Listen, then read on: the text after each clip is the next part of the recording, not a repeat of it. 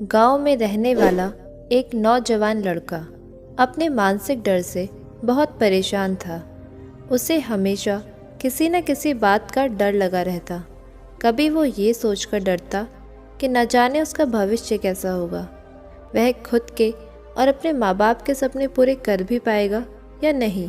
उसको हमेशा यही लगता था कि उसके अंदर बहुत सारी कमियां हैं और इसी सोच की वजह से वह दूसरों की तुलना में अपने आप को कमज़ोर और कमतर समझता था।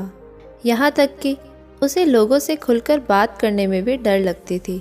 वह जब लोगों के साथ उठता बैठता तो उसे लगता कि लोगों का ध्यान सिर्फ उसकी कमियों की ओर है, इसलिए उसे लोगों के सामने घबराहट महसूस होती थी। उसे इस बात से भी जलन होती थी कि उसके आसपास के लोग उससे आगे कैसे निकल रहे हैं, और साथ ही उसे इस बात का भी डर लगा रहता था कि कहीं उसके मित्र और आसपास के लोग उससे आगे ना निकल जाए, और अगर ऐसा हुआ तो वह उनके सामने छोटा और कमज़ोर साबित हो जाएगा। और इसी डर से वह अपने मित्रों और साथियों के साथ ऐसी किसी भी जानकारी और अवसर को साझा नहीं करता था जिससे उसे लगता था कि सामने वाला जानकारी और अवसर का फ़ायदा उठाकर उससे आगे निकल जाएगा। वह मानसिक रूप से इतना भयभीत और कमज़ोर हो चुका था कि उसे दूसरे लोगों को असफल होता देखकर खुशी होती थी। वह अक्सर खुद के काम और तरक्की की तुलना अपने आसपास के लोगों से करता, और जो व्यक्ति उससे अधिक सफल होता उस व्यक्ति के प्रति उसके मन में जलन और ईर्ष्या का भाव पैदा होने लगता, और जो व्यक्ति उससे कम सफल होता उसे देखकर उसे खुशी मिलती। इस तुलनात्मक और नकारात्मक सोच की वजह से वह नौजवान अक्सर अशांत रहता, और उसे पता भी था कि यह तुलनात्मक सोच उसके लिए ठीक नहीं है। यह उसे पीछे की ओर खींच रही है। फिर भी वह बहुत कोशिश करने के बाद भी अपने इस मानसिक डर से पीछा नहीं छुड़ा पा रहा था, और समय के साथ उसका ये डर और बढ़ता जा रहा था, जिसकी वजह से वह और भी अधिक चिंतित और तनाव में घिरता जा रहा था। वह कुछ भी नहीं कर पा रहा था। तभी अचानक एक दिन उसे एक बौद्ध भिक्षु के बारे में पता चला, जो कि उसके पड़ोस के गांव में ही रहते थे। वह बहुत ही ज्ञानी व्यक्ति थे। वह अपनी बुद्धि और ज्ञान के बल पर लोगों की बड़ी से बड़ी समस्या को हल कर देते थे। उन्हें पूरे क्षेत्र में प्रसिद्धि हासिल थी। वह नौजवान भी उनसे मिलने पहुंच गया और उनको प्रणाम करके उनके समक्ष अपनी सारी बातें कह दी। पहले तो बौद्ध भिक्षु ने उसकी सारी बातें सुनकर उसके चेहरे की तरफ बड़े ध्यान से देखा, फिर बहुत ही शांत और मधुर आवाज़ में उसके आने का कारण पूछा। नौजवान लड़के ने भी बड़े ही उदास और दुखी मन के साथ अपनी कहानी सुनाना शुरू किया। उसने कहा, गुरुवर, मैं अक्सर बहुत डरा हुआ और परेशान रहता हूँ। मैं अक्सर अपने भविष्य के काम को लेकर चिंतित और भयभीत रहता हूँ। मुझे हमेशा दूसरों से बिछड़ने और कमज़ोर साबित होने का डर सताता रहता है। मुझे दूसरों की सफलता देखकर जलन और ईर्ष्या होती है, और उनकी असफलता में खुशी होती है। मैं हर पल खुद पर संदेह करता रहता हूँ और दूसरों से खुद की तुलना करता रहता हूँ, जिसकी वजह से मैं अंदर से बहुत परेशान हो चुका हूँ और अपने जीवन में कुछ भी बड़ा हासिल नहीं कर पा रहा हूँ। मुनिवर, मैं आपके पास बड़ी उम्मीद लेकर आया हूँ। कृपया मुझे कोई सही रास्ता दिखाए। बौद्ध भिक्षु ने उस नौजवान लड़के की बात पूरी ध्यान से सुनी, और फिर एक साथ उन्होंने गंभीर आवाज़ में कहना शुरू किया, बालक, यह सभी डर और लक्षण केवल उसी व्यक्ति में पाए जाते हैं जिसमें आत्मविश्वास की कमी होती है, जिसे खुद पर भरोसा नहीं होता, जो खुद के साथ सहज नहीं होता। क्योंकि जिस व्यक्ति को खुद पर भरोसा होता है वह खुद से जुड़ा होता है। वह कभी भी किसी और की सफलता पर दुखी नहीं होता और ना ही किसी के असफल होने पर खुश होता है। एक आत्मविश्वास से भरा व्यक्ति इस डर में कभी नहीं जीता कि वह लोगों से पीछे छूट जाएगा या उनकी नज़रों में कमज़ोर साबित होगा, क्योंकि उसे अपनी काबिलियत और मेहनत पर भरोसा होता है। इसलिए वह हर परिस्थिति में अपना सर्वश्रेष्ठ देने का प्रयास करता है, बिना परिणाम के, बिना चिंता किए। आज मैं तुम्हें कुछ ऐसी आदतों के बारे में बताऊंगा जो उन लोगों के अंदर पाई जाती है जो आत्मविश्वास से भरे होते हैं, जिन्हें खुद पर भरोसा होता है, जो खुद के साथ सहज होते हैं और खुद से जुड़े होते हैं। और इन आदतों को अपनाकर तुम अपने आप को आत्मविश्वास से भर सकते हो और अपने साथ तालमेल बैठाना सीख सकते हो और खुद को डर, जलन, ईर्ष्या और तुलना जैसी नकारात्मक चीज़ों से भूलकर अपने काम पर ध्यान दे सकते हो। इसलिए मेरी बातों को ध्यान से सुनो और ये समझने का प्रयास करो कि तुम कहाँ पर खड़े हो, यानी इनमें से कौन सी आदत है तुम्हारे अंदर और अभी ऐसी कौन सी आदतें हैं जो तुम्हें अपने अंदर विकसित करने की ज़रूरत है एक शांत, खुशहाल और सफल जीवन जीने के लिए। चलो शुरू करते हैं पहली आदत से। तो पहली आदत है किसी भी चीज़ और बातों को व्यक्तिगत रूप से लेना बंद करो। हर चीज़ को व्यक्तिगत और अपने ऊपर लेने की कोई ज़रूरत नहीं है, क्योंकि यदि किसी भी बात को तुम व्यक्तिगत तौर पर लोगे, कोई भी बात किसी समूह के लिए बोली जा रही है या आम तौर पर सबके लिए बोली जा रही है और वह व्यक्ति उस बात को अपने ऊपर ले ले, तो वह वहाँ पर अपने आप को बहुत ज़्यादा अपमानित महसूस करता है और अपने आत्मविश्वास को बहुत गहरी चोट पहुँचाता है। हमें चीज़ों को व्यक्तिगत रूप से लेने की बजाय, उसे व्यक्तिगत अर्थ देने की बजाय, उसे सामूहिक और परिस्थितिक मतलब निकालना सीखना चाहिए। यानी कि वह बात कितनों के लिए और किस मकसद से कही गई है और किस परिस्थिति में बोली गई है, इस बात को ध्यान में रखते हुए इसका मतलब निकालना चाहिए। और जो भी व्यक्ति अपने आप सहज होता है, उसे खुद पर भरोसा होता है, वह खुद को जानता है कि वह कौन है, इसलिए वह कभी भी चीज़ों को व्यक्तिगत रूप से नहीं लेता। इसकी वजह है वह मौजूदा स्थिति के अनुसार उसी बात का मतलब निकालता है।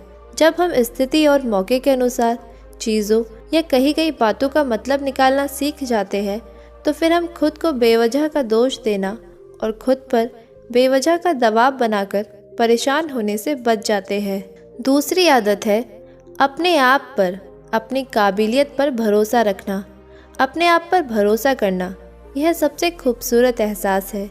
दूसरों पर हम भरोसा करें, यह हमारे लिए बहुत अच्छी और ख़ास बात है। पर जब हम खुद पर भरोसा करना सीख जाते हैं तो ज़िंदगी बहुत ही आसान और खूबसूरत बन जाती है, क्योंकि जब हमारा खुद पर विश्वास पक्का हो जाता है तो फिर हमारा कोई साथ दे या ना दे, हम जिंदगी में आगे बढ़ते जाते हैं। और कितनी भी बड़ी से बड़ी मुसीबत हमारे सामने आए, वह घुटने टेक कर चली जाती है और हम मुस्कुराते हुए आगे बढ़ते जाते हैं। आत्मविश्वास से भरे लोगों में तीसरी आदत है उनकी ज़िंदगी में एक ठहराव होता है। वह बिना किसी घबराहट के अपना पर्याप्त समय लेते हैं। ज़िंदगी में सब कुछ तुरंत नहीं मिलता और ना ही परिस्थितियाँ हमेशा हमारे अनुकूल होती है। ऐसा नहीं होता कि सब कुछ एकदम से और तुरंत हो जाएगा। कई बार ऐसा होता है, हमें रुकने की ज़रूरत पड़ती है। चीज़ों को अच्छे से समझने और करने के लिए थोड़े ठहराव की ज़रूरत पड़ती है और इस बीच समय लगता है। इसमें ज़्यादातर लोग अपना धैर्य खो देते हैं, लेकिन जो मजबूत इंसान होता है, जो अपने साथ सहज होता है, उसमें यह खासियत होती है कि वह थोड़ा सा समय लेगा, लेकिन उसे भरोसा होगा कि जो समय वह ले रहा है या जो समय उस काम में लग रहा है, वह वास्तव में उसे और उसकी ज़िंदगी को बेहतर कर रहा है। तो वह इंसान खुशी से अपना समय लगाकर इंतज़ार करेगा और विचलित हुए बगैर उसके अंदर बहुत सारा धैर्य और आभार होगा कि चलो चीज़ कम से कम बेहतर तो हो रही है। तो वह समय की कद्र करेगा, अपने अंदर शांति बनाए रखेगा और समय बहुत ही अच्छे से और शांति से बीत जाएगा। आत्मविश्वास से भरे और मानसिक रूप से मजबूत लोगों की चौथी आदत है कि वह दूसरों को भी आगे बढ़ाने में विश्वास करते हैं। एक मजबूत इंसान ही दूसरों को भी आगे बढ़ा सकता है, उसे ऊंचा उठा सकता है, उसे कुछ सिखा सकता है। जो इंसान खुद में मजबूत होता है, खुद को पसंद करता है, खुद के साथ सहज होता है, संतुष्ट होता है, वही इंसान दूसरों की मदद कर सकता है। लेकिन जो खुद ही बेचारा है, खुद ही कमज़ोर है, स्वयं से संतुष्ट नहीं है, वह क्या दूसरों की मदद करेगा।